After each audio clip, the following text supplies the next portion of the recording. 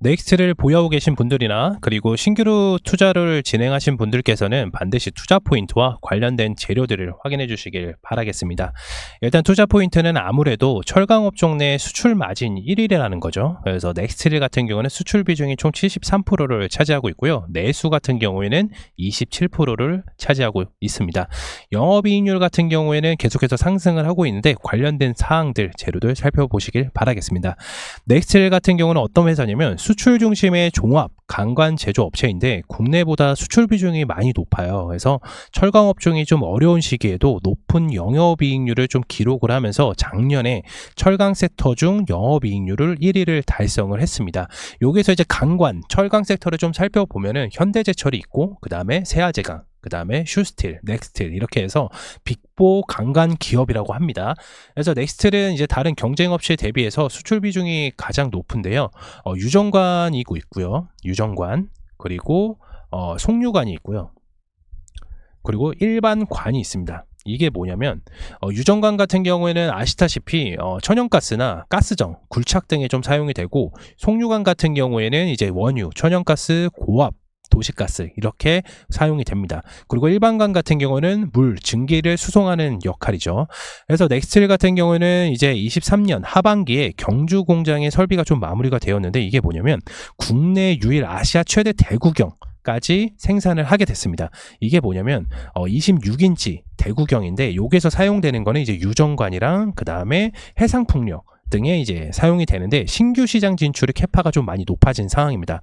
기존에는 이제 중 소구경 위주로 해서 매출을 좀 강가를 받았다면은 향후에는 이제 대형 구조물에서 사용이 되는 대구경까지 생산 시설을 갖추고 있는 넥스틸 같은 경우에는 아무래도 미래적인 부분이 좀 밝다고 좀 볼 수가 있습니다.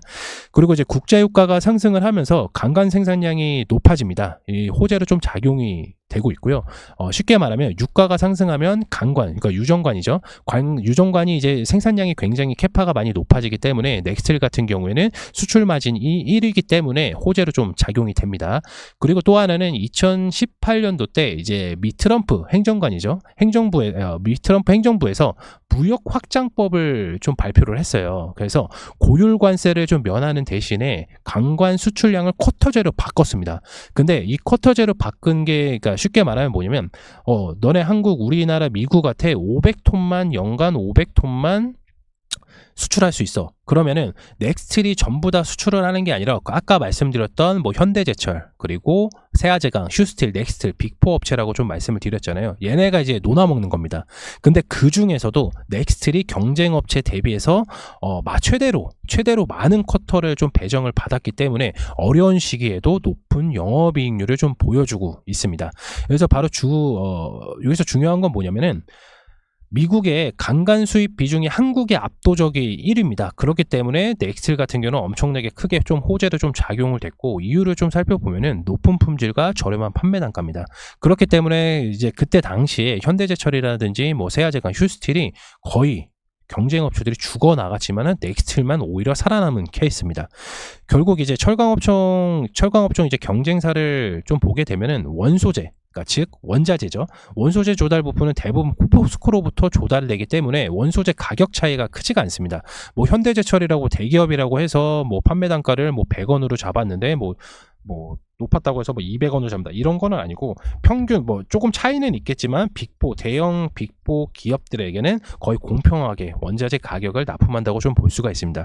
근데 여기서 이제 차이점은 뭐냐면은 아무래도 수출 비중에 따라 차이가 굉장히 높습니다. 평균 판매 단가가 수출 비중이 높으면 평균 판매 단가 차이가 크기 때문에 수출 비중이 높을수록 판매 단가가 높아서 마진 스프레드가 좀 확대가 됩니다. 그렇기 때문에 넥스트릴 같은 경우에는 아까 말씀드렸던 빅4 기업들 대상으로 해서 수출 마진이 1위입니다. 경쟁사 대비해서 수출 마진이 1위이기 때문에 그리고 또 하나는 아까도 말씀드렸던 국내 유일 아시아 최대 대구경까지 생산시설 제품을 많이 늘려놨기 때문에 넥스트의 경우 알짜배기 회사라고 좀 볼 수가 있습니다. 쉽게 말씀드리면 기존에 이제 중소구경 업체, 중소구경 위주로 매출이 생산이 됐다면은 이제 대구경까지 생산을 하다 보니까 결국에는 매출이 높아질 수밖에 없고요. 그리고 현재 이제 유가가 좀 상승함에 따라서 유가가 상승하면 유정관이 이제 생산량이 좀 캐파가 많이 넓어집니다. 그에 따라서 매출적인 영업이익률이 계속해서 상승을 할 수밖에 없다. 이렇게 보실 수가 있습니다. 그리고 또 하나는 이제 수출 비중 마진이 전체 100%의 중에 73%로 달하기 때문에 현재 이제 환율이 1,300원 이상으로 유지가 되고 있다고 하면은 넥스텔 같은 경우는 계속해서 영업이익률이 높아질 수밖에 없습니다. 그래서 수출 비중이 좀 높은 기업들이 달러가 강달러, 킹달러라고 하면은 이제 호재로 좀 적용이 됩니다. 그래서 분기 매출은 아마 굉장히 잘 나올 것으로 좀 보고 있고요. 배당 성향률이 좀 더 강합니다. 그리고 넥스텔 같은 경우에는 작년에 2023년도에 시가 배당률을 9%나 줬습니다. 그러니까 즉 100만 원을 내가 이 종목에다 매수를 했으면 9%가 배당률로 좀 들어와요. 여기서 24%를 좀 세금을 좀 떼긴 하는데 결국에는 9%는 엄청나게 높은 배당률을 가지고 있기 때문에 2024년도에도 섹터 내에서 상대적으로 높은 배당 수익률이 좀 예상이 되고 있습니다. 또한 이익이연금을 이제 전환하기 위해서 배당 가능 이익을 확보하는 등 중장기 주주 환원 정책에서 가장 높은 종목이라고 좀 볼 수가 있는데 물론 이게 장점만 있는 것은 아닙니다. 에너지 관광 같은 경우에는 2021년부터 2022년까지는 굉장히 고성장을 좀 보여주었습니다. 그런데 2023년도부터는 금리가 상승함에 따라서 이제 수출 단가가 좀 하락을 하게 됐죠. 그래서 감소세로 좀 전환되는 분위기가 리스크가 있었지만은 그럼에도 불구하고 국제 유가가 배럴당 1배럴당 지금 현재 이제 최대 90달러까지 이제 상회할 만큼 강세를 보이고 있기 때문에 유가가 상승할수록 아까 말씀드렸던 이제 강가 수출 가격이 상승세로 보이는 것은 굉장히 긍정적이다. 이유가 뭐다?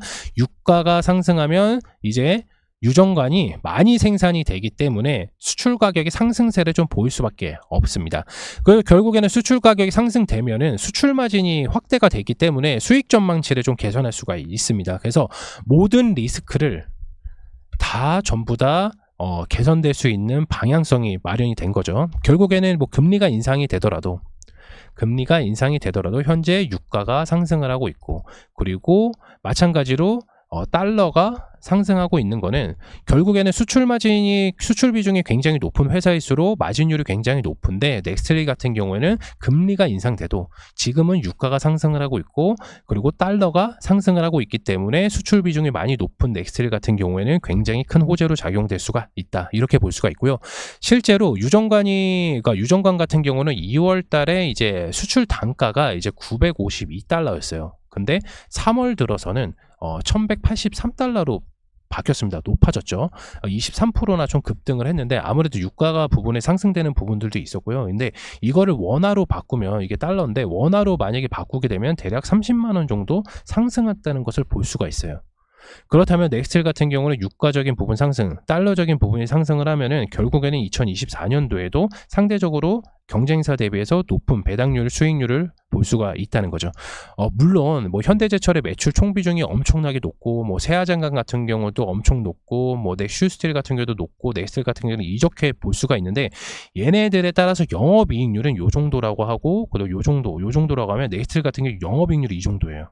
그러니까 알짜배기 회사라고 볼 수가 있죠. 그러니까 쉽게 말하면은 뭐 1,000만 원 매출이 나오면은 영업이익률이 거의 한 300만 원 정도라고 보시면 되는 거예요. 그러니까 엄청 쉽게 간단하게 예를 든 겁니다. 근데 대기업 같은 경우에는 뭐 1조 단위로 매출이 나와도 영업이익률이 넥스트만큼 안 나오기 때문에 넥스트이 엄청나게 알짜배기 회사라고 좀 볼 수가 있는 거예요. 그렇다면 넥스트는 어디에서 좀 매수를 해야 되고 그리고 목표가가 어딘지 좀 살펴보면서 바로 안내 드리도록 하겠습니다. 차트 한번 살펴보겠습니다.